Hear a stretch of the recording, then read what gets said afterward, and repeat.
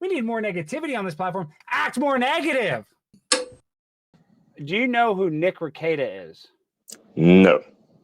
Nick Rekieta at one point was the biggest law tuber. You might have saw him. He covered the Kyle Rittenhouse case, and he had over 200,000 live viewers watching it. He was one of the highest super chatted channel on YouTube. But the reason I bring him up is he was wife swapping with a guy named Aaron Imholte, who has a podcast called Steel Toe Morning Show. And they're both famous YouTubers, and they were swapping wives and cucking each other. And at the end of the day, the smaller YouTuber, his wife decided to stay with this Nick Rekieta guy. Even though they were cooking each other's husbands. I know. So you haven't heard about the Nick Rekieta and all this stuff. It's a big, that's ridiculous. It's a huge story here. Nick Rekieta arrest. Let me pull up some news real quick though. So just so you know, I'm not BSing. You're like, what are you talking about? Who is Nick Rekieta and why was he arrested? So this is Nick Rekieta, the once popular YouTuber.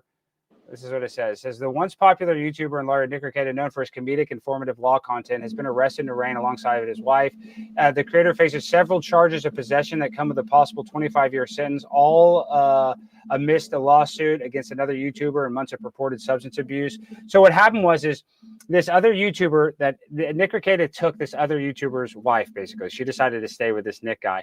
And then that other guy went on his podcast and he started talking about how Nick and them were doing ecstasy, how they were doing blow. And then somebody from their church, from this guy's church, from Nick's church, put in a concerned citizen report. But since it was from a priest, it's considered more important. Like if a school teacher or a priest, if they make a complaint, it's considered like from a person of authority or something. So they went to his house.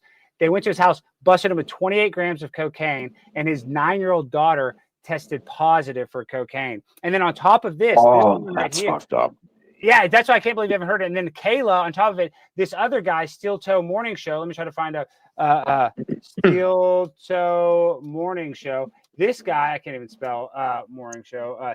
This guy, images. So this is Aaron Imholte. So this is the other guy. This is Steel Toe Joe, a guy I like, actually, a pretty okay guy. His wife left him, went with Nick, and then he had pictures of this woman. He had pictures of Kayla, Nick's wife, and he texted it to this other comedian named Gino Bisconte. And now Steel Toe, this guy got arrested for revenge porn. Adrian, yeah. So you haven't heard any of this? It's been like the biggest story. So first of all, this is insane, and second of all, like, why are you telling me this? What's the point of this? It's kind of insane, though.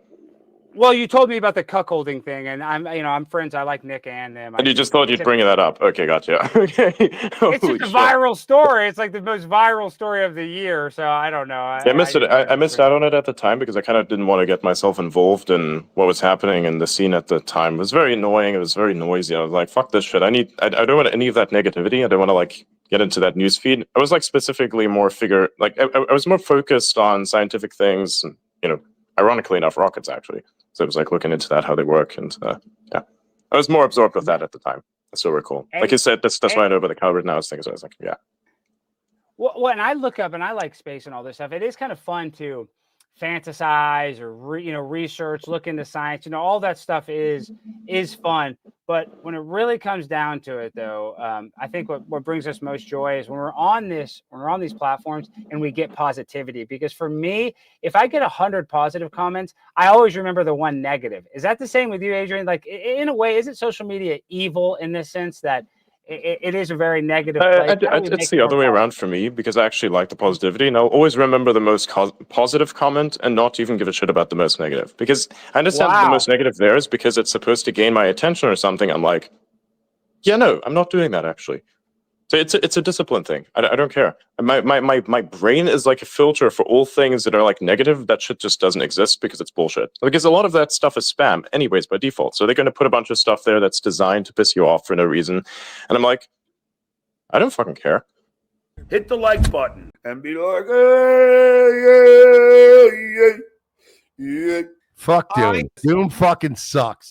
Doom never includes me in anything. He's a piece of shit Doom, loser Doom, dipshit Doom. When I'm Doom, I'm stupid. I'm a dumbass. My name's Doom. I ain't got nothing to do except troll. No wonder why they call you Doom.